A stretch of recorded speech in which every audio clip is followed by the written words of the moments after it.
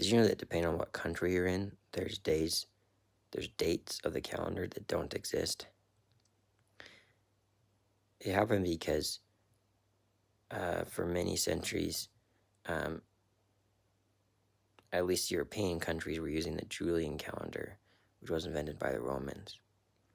It did well, but the leap year was every fourth year on the dot, and that was accurate, but not um, quite as accurate as the next calendar that was developed, the Gregorian calendar, which is basically still officially used everywhere today. Um, Not invented, but sort of instituted by Pope Gregory, I believe, in like the 1500s originally. And then European countries one by one switched over to this new calendar. But in doing so, another consequence was recognizing that with the Julian calendar, they're suddenly off by 10 days. Well, not suddenly, but their dates were off by 10 days.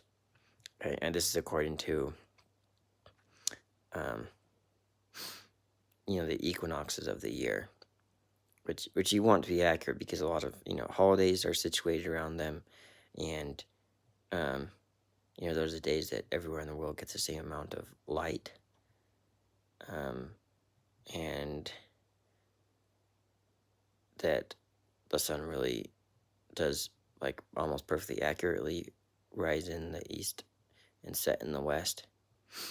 Um, there's a lot of consequences to, like, having that at the right time of year, and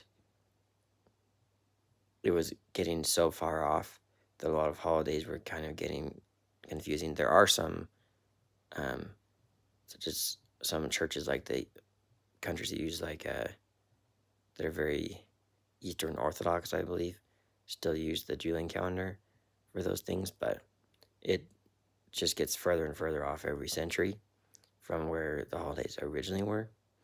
And so when these countries switched over to the Gregorian calendar, um, we basically lost 10 days in order to get us back on track. So, you know, some people have birthdays on